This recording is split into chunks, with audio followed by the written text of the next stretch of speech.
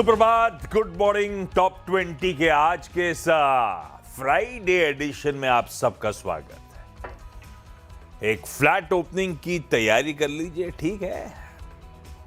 कल रिकॉर्ड उच्चतम स्तर जड़ डाले, उसके बाद थोड़ा सा कूल ऑफ हुआ, जाते जाते रिकवर भी थोड़ा बहुत हो गए, इन ग्रीन ही फाइनली क्लोज हुए। चलिए ठीक, बढ़िया, एक और नया कीर्तिमान भारतीय बाजार बनाते हुए। और आज असल में यूएस से क्यूज का थोड़ा अभाव, क्योंकि वो छुट्टी मना रहे हैं भाई लोग। पर जो भी क्यूज हैं उसमें सबसे प्रोमिनेंट तो हमारे लिए वो रशिया यूक्रेन। अच्छा, वो इस हफ्ते पूरी सुगबुगाहट चली जा रही है। जब से ट्रम्प साहब का वो पीस प्लान सामने आया है, उस पर अब वो विचार विमर्श चल रहे हैं, तो ऐसी पॉजिटिव डेवलपमेंट्स आते रहेंगे। कन्फर्मेशन जब दोनों तैयार हो जाए और सील कर लें डील, तब तक बैक एंड फोर्थ होता रहेगा। पर पुतिन साहब की तरफ से स्टेटमेंट्स इनकरेजिंग है। खैर, ये ग्लोबल क्यूज हैं जो आगे डिटेल में डिस्कस करेंगे। इतना काफी है सुबह जानने के लिए। वीरू, मूड कैसा है भाई साहब? और शुरुआती टीम के खिलाड़ी कैसे बनाए, कौन से हैं? मूड स्ट्रांग है आशीष। मतलब इंडेक्स स्पेसिफिक तो ठीक ही है। कल थोड़ा बहुत रिट्रेसमेंट था, लेकिन डेरिवेटिव्स की बात करूं, क्योंकि ज़्यादातर मेरे स्टॉक्स डेरिवेटिव्स हैं आशीष। एक बात है, याद रखिएगा, थोड़ा सा साइंस ऑफ डिस्ट्रीब्यूशन थे कल। एफआईएस ने भी आशीष अपने जो उनके इंडेक्स की प्लेसमेंट थी वो तो ठीक थी, बट थोड़ी सी पुट्स काट ली शॉर्ट, तो थोड़ा सा ट्रिम होने के चांसेस हैं इंडेक्स के। लेकिन स्टॉक स्पेसिफिक उन्होंने कल काफ़ी सेलिंग करी, 2600 करोड़ रुपए की 34,000 कॉन्ट्रैक्ट शॉर्ट किए। तो कल जितने भी स्टॉक्स थे जो चले, याद रखिएगा, वो शॉर्ट कवरिंग के सहारे। फॉर इंस्टेंस आपको दिखाता हूँ, आईसीआईसीआई बैंक जो चला था, मेरी टीम में था भी, शॉर्ट कवरिंग के सहारे चला। शॉर्ट्स कवर हो रहे थे, फ्रेश बाइंग कम विजिबल थी, डिस्ट्रीब्यूशन था। लेकिन मैं जिस स्टॉक को आज पहले अपनी टीम में उतार रहा हूँ आशीष, वो है गेल। हालांकि सुबह से हम कई बार बात कर चुके हैं, हेडलाइंस में भी, कंचन ने भी स्टॉक से न्यूज़ में दिया, लेकिन जो पीएनजीआरबी का बम है ना, वो एक बार फिर से फूटा है। और जो नया आदेश है उसके मुताबिक जो टैरिफ रिवाइज्ड है वो है करीब करीब 12% का हाइक। यानी अगर आप गेल की मान के चले, जो उनकी एक्सपेक्टेशन थी 33% हाइक, उससे कहीं नीचे। मैं कुछ रिपोर्ट्स को भी पढ़ रहा था आशीष, और ये 58.6 MMBTU का जो टैरिफ है, ये जो एटलीस्ट केस था कि भैया इतना तो होगा ही, वो भी आईसीआईसीआई सिक्योरिटीज़ का मेरे ख्याल से 15% का था।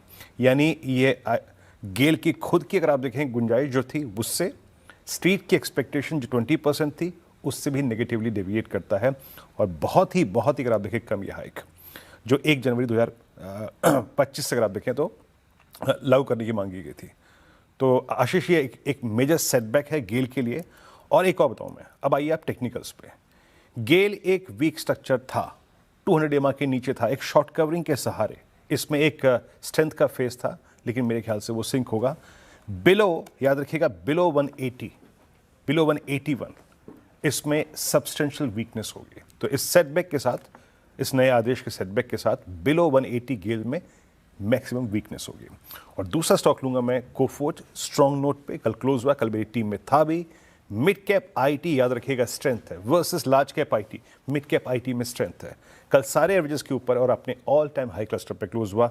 अब classical rounding bottom, classical flag screen पे है, जिसका ब्रेकआउट 1910 के ऊपर आ चुका है। सो कोफोर्ज पे कंस्ट्रक्टिव अप्रोच।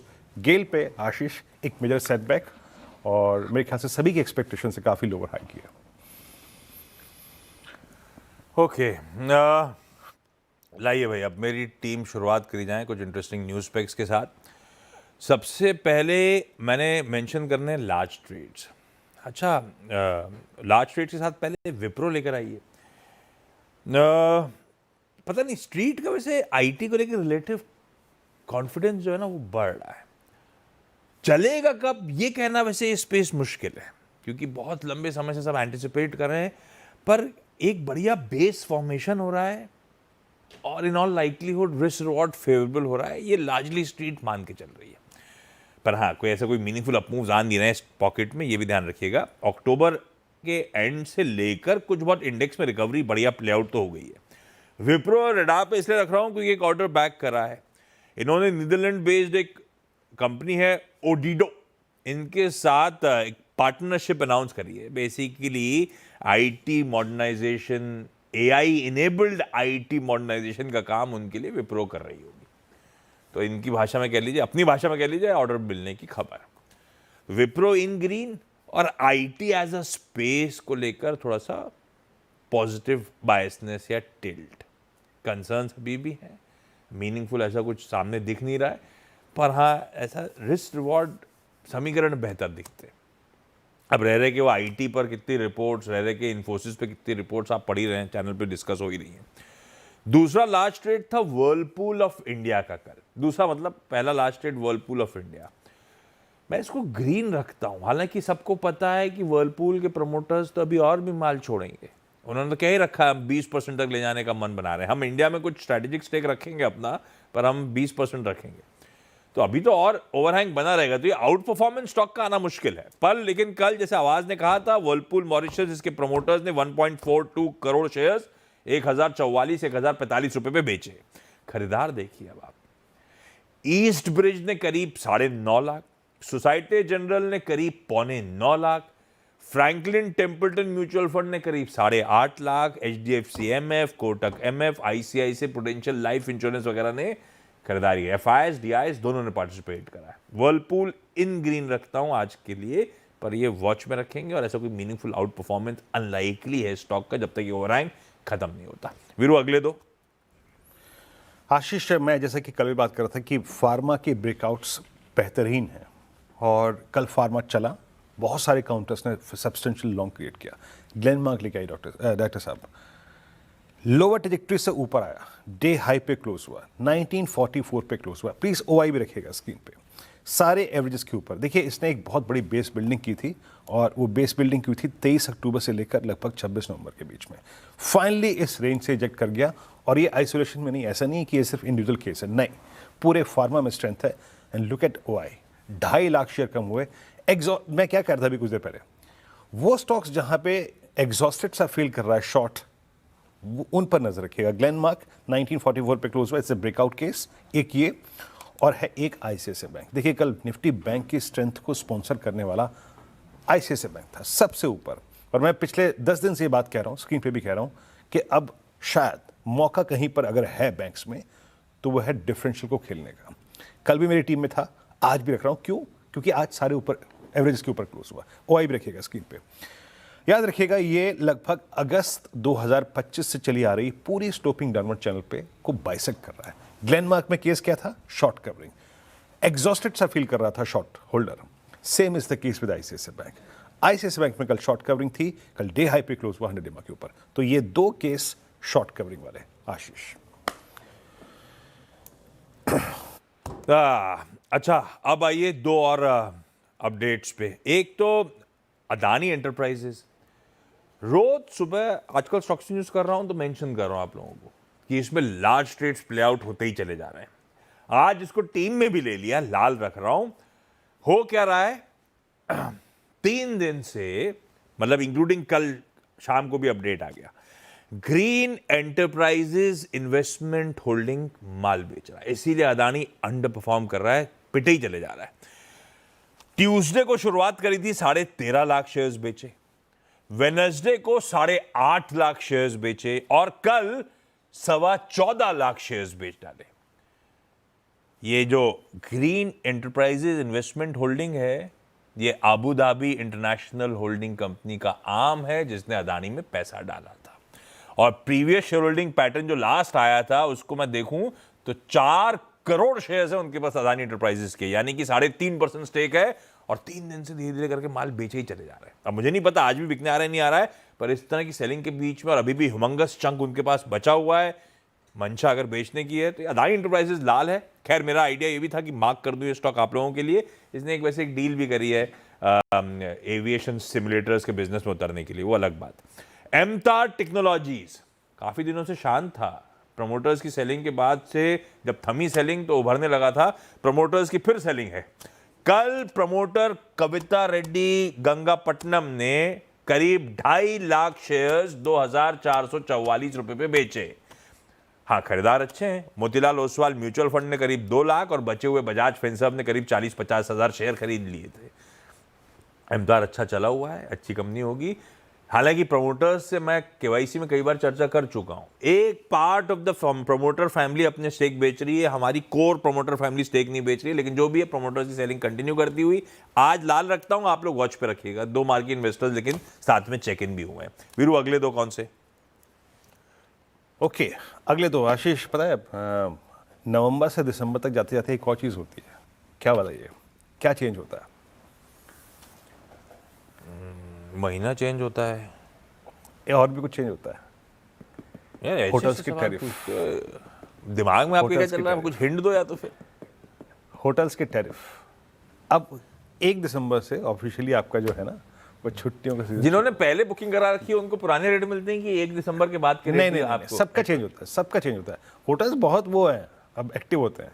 आपको कौन कैसे सा याद आया extended एकदम weekend से है, कि कौन सा होटल के long टैरिफ weekend? बदल गए और बढ़ गए?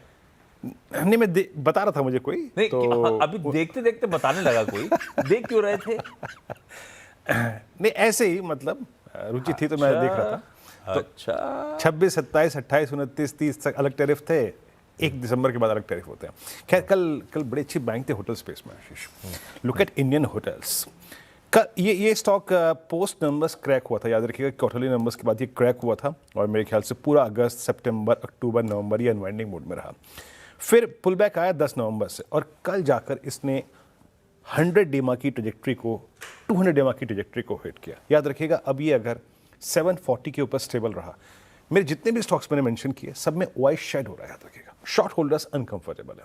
तो Indian hotels a case of reversal persist करता है यहाँ पर, बट मेजर ब्रेक थ्रू आएगा 740 के ऊपर। तो इंडियन होटल्स पे नजर रखिएगा। और दूसरा स्टॉक भी रखूंगा मैं, लेमन ट्री। इनफैक्ट सिर्फ इंडियन होटल्स नहीं, लेमन ट्री नहीं, लुक एट आईटीसी होटल्स, पूरा का पूरा होटल स्पेस कल इमर्ज हो रहा था।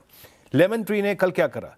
सेम केस था, टेक्निकल प्लेसमेंट सेम था और 200 डेमा से बहुत स्ट्रॉन्ग पुल बैक दिया, 10 डेमा के ऊपर बंद हुआ। तो इन दोनों होटल स्टॉक्स पे नजर रखिएगा आशीष। ओके, अगले दो जाइडस लाइफ साइंसेज मेंशन करता हूं। इन ग्रीन अप्रूवल्स की झड़ी लगी हुई है इनके लिए, अच्छे दिन है। अब वो दवाएं बहुत मीनिंगफुल वाली ऐसा कोई कंट्रीब्यूटर नहीं है, लेकिन खबरें अच्छी। कितनी बार पिछले कुछ दिनों में जाइडस लाइफ साइंसेज को फला ड्रग के लिए यूएस एफडीए से मंजूरी मिली, अपन बात कर चुके हैं। एक और दवा को मंजूरी, दवा की डिटेल्स आपकी स्क्रीन पर है। अप्रूवल आता हुआ इन ग्रीन रखा है, नहीं घुसता नाम में भी और काम में भी, पर काम तो बताना पड़ेगा। ग्लाइसेमिक कंट्रोल करने के लिए एडल्ट्स में इस दवा का इस्तेमाल होता है। दवा का नाम प्रोड्यूसर साहब ने एकदम बढ़िया सा अंग्रेजी में लिख दिया है।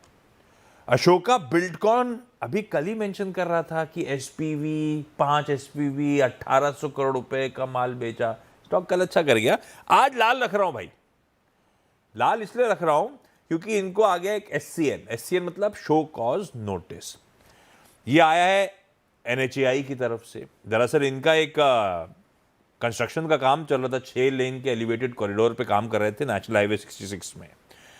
वहां पे एक गिरडर गिर गया था, 2 प्रीकास्ट गिरडर गिर गए थे और सैडली किसी की डेथ भी हो गई थी। तो अब जांच शुरू हुई है, एससीएन आया है। जब तक वो जांच खत्म नहीं होगी या फिर एटलीस्ट 1 महीना, अब जांच जब तक चलेगी, कह लीजिए ये ब्लैक लिस्टेड है, ये पार्टिसिपेट नहीं कर सकते। सेंटिमेंट निगेटिव तो है ही है, पर ठीक है, this is part of doing business, होता होगा। लेकिन मैं लाल लेके जाऊंगा। तो जाइडस लाइफ इन ग्रीन और अशोका बिल्डकॉन इन रेड। खबरें काफी हैं, कल अलग खबर थी, आज अलग कहानी, इसीलिए मेंशन करना जरूरी था। 6 स्टॉक्स पूरे। ब्रेक के उस पर जब लौट के आएंगे तो अगले 4 पे बातचीत।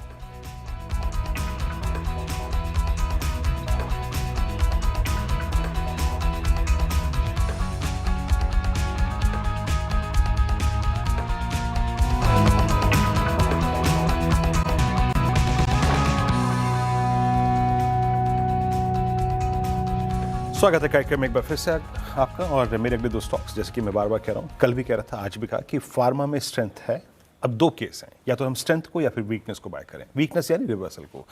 अगला स्टॉक में ले रहा हूँ स्ट्रेंथ, लॉरस। लॉरस का एक ट्रेड पैटर्न है। अगर आप जून से इसको देखें, यानी CY25 के सेकेंड हाफ में हमेशा 20 डेमा के डिप ने रिवॉर्ड किया है। अब याद रखिएगा 20 डेमा कहाँ पर है, it's almost eight 990, 985। Dips towards 20 डेमा looks reasonable to buy, but ऊपर याद रखिएगा बाइंग बहुत अच्छी हुई है इसमें कल। 8.25 लाख शेयर जुड़े हैं। एक केस था शॉर्ट कवरिंग का, एक केस लिया मैंने फ्रेश बाइंग का। तो लॉरस में बहुत अच्छा एक्टिविटी, 20 डेमा से रिवर्सल। अब नया सप्लाई जोन जो आता है इसका करीब करीब याद रखिएगा 1030 के आसपास है, तो इस चीज़ को कंसिडर करिएगा। बाकी 9 बजे के आसपास एक बार गोल्ड के प्राइसेस को देखिएगा। गोल्ड में क्या आज स्विंग है? क्योंकि मुथूट फाइनेंस कल क्लासिकल फ्लैग की पैटर्न के साथ क्लोज हुआ है 3760 पे। 3760 17 नवंबर का स्विंग हाई है, शॉर्ट कवरिंग थी और फ्लैग जो कि परसिस्ट करता है 11 नवंबर से। केस बनेगा 3760 के ऊपर ही शॉर्ट कवरिंग का, फ्रेश बाइंग का। कल भी शॉर्ट कवरिंग थी 0.38%, वाई रिड्यूस हुआ था। लेकिन 9 बजे एक बार प्लीज गोल्ड को क्रॉस चेक जरूर कीजिएगा। आशीष ओके, रखिए ये स्टॉक्स रडार पे भाई। अगले दो में ये वीरू ने ब्यूटीफुली एक्सप्लेन कर रखा है। गेल की ट्रांसमिशन टैरिफ्स जो हैं वो बढ़ी हैं, पर जो कंपनीज एक्सपेक्ट कर रही थी उससे कम, और जो स्ट्रीट फैक्टरिंग कर रही थी उससे कम। तो गेल तो आज रडार पे रहेगा ही रहेगा, चर्चा में रहेगा ही रहेगा। वो वीरू के पास था तो ढूंढने निकल गया, तो आप GSPL ले आइए, क्योंकि गुजरात स्टेट पेट्रोनेट के पास भी वही एक्सप्लोरेशन प्रोडक्शन, ये बेसिकली गुजरात के 1/3 गैस डिमांड को मीट करती है कंपनी, और उसमें भी गैस ट्रांसमिशन और डिस्ट्रीब्यूशन नेटवर्क एक लार्ज वो ये भी ऑपरेट करते हैं। हालांकि ये कुछ करके नहीं दे रहा स्टॉक, साल का चार्ट आएगा तो अपने ईयर लोज के आसपास खड़ा हुआ है। खबर इसके लिए भी उतनी ही खराब है, पर क्योंकि इसके पास एक्सप्लोरेशन का भी पोर्टफोलियो बड़ा है, इसीलिए उतना प्रोफाउंड इम्पैक्ट ना हो जितना शायद गेल को। पर GSPL in red. Orient electric को ग्रीन करा, धंधे से रिलेटेड कोई खबर नहीं है, पर हुआ क्या, इनको तमिलनाडु के GST कमिश्नर, वहाँ पे एक डिस्ट्रिक्ट के कमिश्नर का चिट्ठी आई थी। GST डिमांड था 51-51.5 करोड़ की। कल शाम को उन्होंने अपडेट करा कि भाई इनके पास रिवाइज चिट्ठी आई है, रिवाइज कैलकुलेशन, वो 51 करोड़ की डिमांड अपने आप 31,900 रुपये हो गई है। तो इनके लिए तो अच्छी खबर है, वो ओरिजिनल डिमांड से कहीं रिड्यूस डिमांड सामने 31 हज़ार पे आ गई सीधे सीधे। तो इन ग्रीन कर दिया सिर्फ न्यूज़ पैक के चलते। वीरू अगले दो कौन से भाई साहब? जनाब आपका ओरिएंट इलेक्ट्रिक देख के एक बार मैं शॉक पे आ गया। मैंने कहा यार ये ओला इलेक्ट्रिक 183 पे कब आ गया? मैं एक बार के लिए घबरा गया, ये ओरिएंट इलेक्ट्रिक है ये। खैर अच्छा, मेरे दोनों आखिरी स्टॉक्स जो है वो आपकी स्क्रीन पर रखता हूँ। और देखिए यहाँ पर capital market theme along with pharma, capital market theme is doing well. कल आपने MCX का देखा होगा शो, बट मैं BSE को कंसिडर कर रहा हूँ। 2929 पे क्लोज हुआ, स्ट्रॉन्ग स्ट्रक्चर, और ये याद रखिएगा अब अपनी करियर की हाईएस्ट ट्रेजेक्टरी मतलब टॉप के 5%। अब इसने पूरा का पूरा वो 2880-2900 वाली सप्लाई को पार कर लिया है। देखिए मैं फिर कह रहा हूँ, साइंस ऑफ डिस्ट्रीब्यूशन है बाजार में, तो हमें डिप का भी ख्याल रखना पड़ेगा। अ डिप टुवर्ड्स किसी भी केस में, I mean 2880 2890 will be a reasonable dip, but ऊपर की तरफ क्या खुला है, क्या खुला है इस स्टॉक के लिए? ऑल टाइम हाई 3030 इस स्टॉक के लिए खुला हुआ है। तो BSE स्ट्रॉन्ग स्ट्रक्चर, और एक नोवामा वेल्थ को देखिएगा, लोअर ट्रेजेक्ट्रीज में, लोअर नहीं इनफैक्ट मिड ट्रेजेक्ट्रीज बोलूंगा, क्योंकि ये ऑलरेडी 200 डिमा से काफी स्ट्रॉन्ग पुल बैक दे चुका है। 6751 से अब करीब 7384 पे ट्रेड कर रहा है। लेकिन कल और परसों में जो इसने प्रयास किया, 30 अक्टूबर से चली आ रही पूरी चैनल को इसने बाइसेक्ट किया है। तो 74-20 के बाद इसमें अब एक नया ब्रेकआउट बनेगा। तो नोवामा वेल्थ स्ट्रक्चरली स्ट्रॉन्ग। आशीष रखिए नोवामा। अब ये कैपिटल मार्केट के स्टॉक्स रह रहे कि गजब आउट परफॉर्मेंस डिलीवर कर रहे हैं। MCX हो, BSE हो, और ये सब ब्रोकिंग कंपनी सब बढ़िया कर रहे हैं। दो और स्टॉक्स में एक लॉन्चेस कह लीजिए दोनों के, APJ सुरेंद्र पार्क होटल्स, या जिसे पार्क होटल्स के नाम से जानते हैं। काफ़ी होटल स्टॉक्स ठंडे पड़ गए हैं। इसका साल का जब उठाइएगा, एकदम हाई से खूब करेक्ट होकर ट्रेड हो रहे हैं। इन्होंने कल एक और कोलकाता में प्रॉपर्टी का अनाउंसमेंट करा, इनफैक्ट लॉन्च कर दिया। 42 कीज की, 42 कीज मतलब 42 कमरों की प्रॉपर्टी है, zone by the park. Calcutta का नया मार्केट है, न्यू मार्केट। भोपाल में भी वैसे न्यू मार्केट है। अभी अमित सेठ साहब जुड़ेंगे तो बताएंगे कितनी बड़ी जगह है न्यू मार्केट। वहाँ पे इनकी एक नई प्रॉपर्टी लॉन्च होती हुई। स्टॉक खासा वीक है, इस बात का ध्यान रखिएगा। और finally VST tillers and tractors, इसने कल पहली EV पावर्ड टिलर और EV पावर्ड वीडर लॉन्च करा है। तो EV प्रोडक्ट्स अपने पोर्टफोलियो में ऐड करते हुए लॉन्चेस कल अनाउंस करते हुए इन ग्रीन रख दिया है। बढ़िया कंपनी। बाकी सब ट्रैक्टर्स में फोकस करते हैं, ये टिलर्स पे फोकस करते हैं। खैर 10 स्टॉक्स पूरे। क्विकली छोटा सा ब्रेक के उस पर जब लौटेंगे तो इन्हीं टीम्स का एक बढ़िया सा रैप अप।